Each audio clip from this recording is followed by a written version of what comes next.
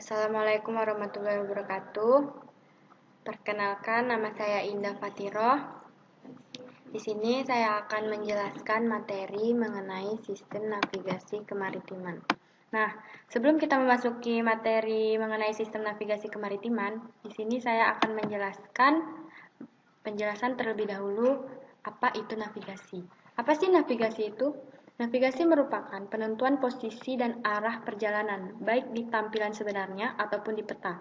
Oleh sebab itulah kita harus mengetahui tentang pedoman arah kompas dan peta serta teknik penggunaannya.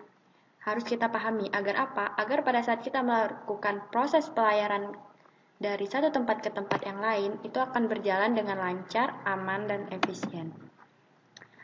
Pada sistem navigasi terdapat beberapa alat navigasi, di antaranya itu ialah radar, GPS, speed clock, autopilot, echosonder, kompas, dan electronic chart.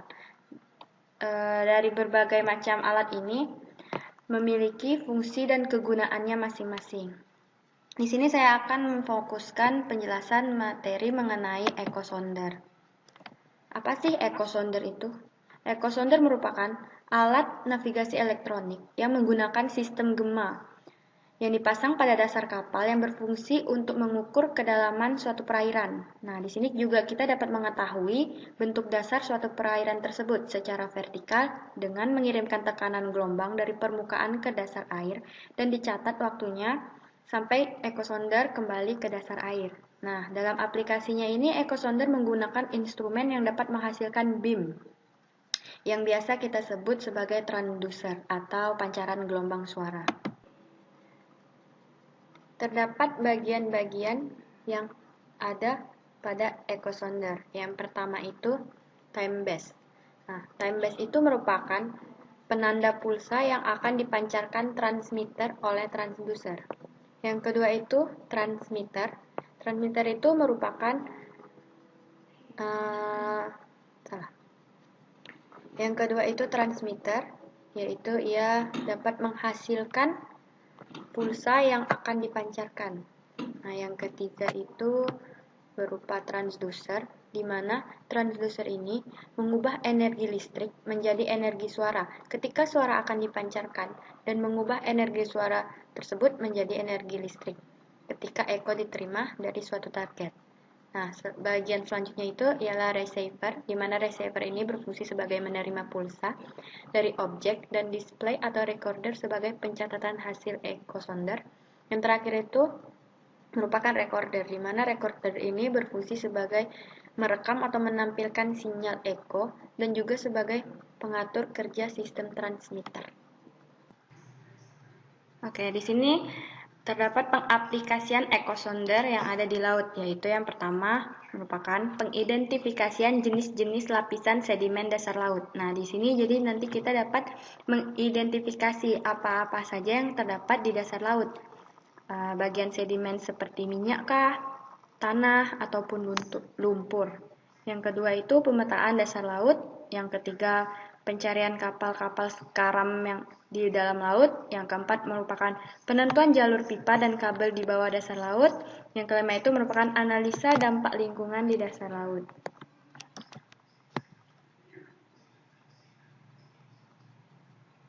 Nah, ini merupakan contoh hasil dari rekaman echosonder.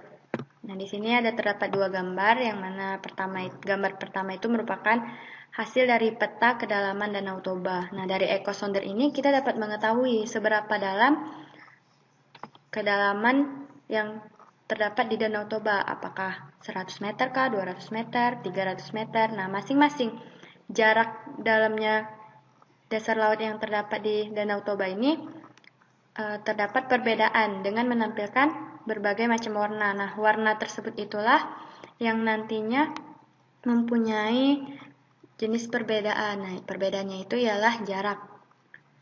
Nah, gambar yang kedua ini merupakan hasil gambar dari struktur yang ada di dasar laut. Apakah minyak yang seperti saya jelaskan tadi, apakah tanah ataupun lumpur. Di sini saya akan menjelaskan sistem kerja dari echosonder. Sedang diputar. Nah,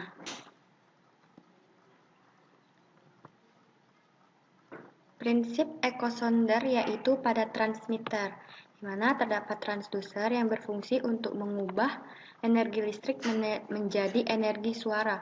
Kemudian suara yang dihasilkan ini akan dipancarkan dengan frekuensi tertentu. Nah, dapat kita lihat dari video tersebut.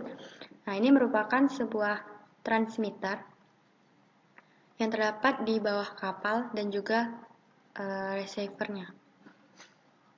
Nah, ini merupakan sebuah receiver yang akan diterima nantinya. Ini di sini akan dipancarkan. Nah, suara yang dihasilkan dipancarkan dengan frekuensi tertentu. Nah, suara ini dipancarkan melalui medium air yang mempunyai kecepatan rambat sebesar 1500 mikrometer per sekon.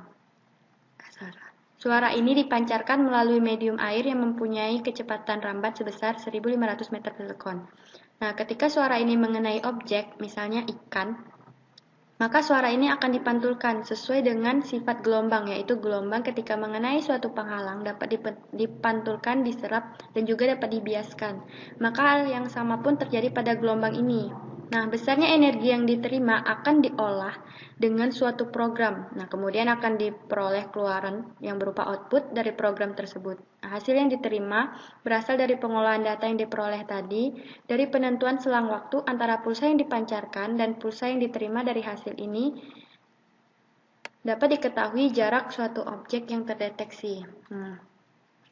Dari gelombang pancaran ini nanti kita akan mengetahui berapa jarak yang ada terdapat di dasar laut tersebut. Oke, terdapat beberapa macam ekosonder. Yang pertama itu single beam, multi beam, dual beam, dan split beam. Nah, ini ada 4 gambar di antara yang macam-macam tersebut, yaitu single beam itu merupakan pancaran tunggal, jadi dia hanya memancarkan ke dasar laut itu secara satu arah aja, jadi dia tunggal, enggak menyeluruh. Yang kedua itu pancaran ganda. Nah, dapat kita lihat pada gambar tersebut ini. Dia dapat melebihi pancaran yang dikeluarkan pada single beam. Jadi dia bisa dual beam. Dua pancaran gitu. Yang ketiga itu ialah split beam. Jadi dia dapat memancarkan gelombang gema itu atau pancaran itu secara menyilang. Jadi dia tidak hanya satu arah ke kiri atau ke kanan, ke depan atau belakang, dia dapat menyilang. Dapat mengambil sebuah pancaran itu secara menyilang. Dan yang terakhir itu multi beam. Nah, ini kebanyakan ekosonder yang digunakan. Jadi lebih detail dan lebih jelas juga. Dia memancarkan cahayanya itu dengan cakupan area yang cukup luas. Jadi dia secara menyeluruh, lebih jelas juga dan lebih luas. Pada penjelasan yang telah saya sampaikan tadi, dapat kita tarik menjadi kesimpulan, yaitu kita harus mengetahui jenis dan fungsi alat navigasi, dan itu merupakan hal yang sangat penting. Karena apa? Hal ini dikarenakan banyaknya bahaya navigasi yang dapat mengancam keselamatan pelayaran. Nah, untuk menghindarinya, dibutuhkanlah pengetahuan tentang alat-alat navigasi. Agar apa? Agar dapat menentukan alat mana yang harus kita gunakan pada saat terjadi sesuatu bahaya navigasi yang terjadi pada saat kita berlayar. Nah, mungkin itu saja yang saya dapat sampaikan. Terlebih dari kurang saya mohon maaf. Wabillahi taufiq wal hidayah. Wassalamualaikum warahmatullahi wabarakatuh.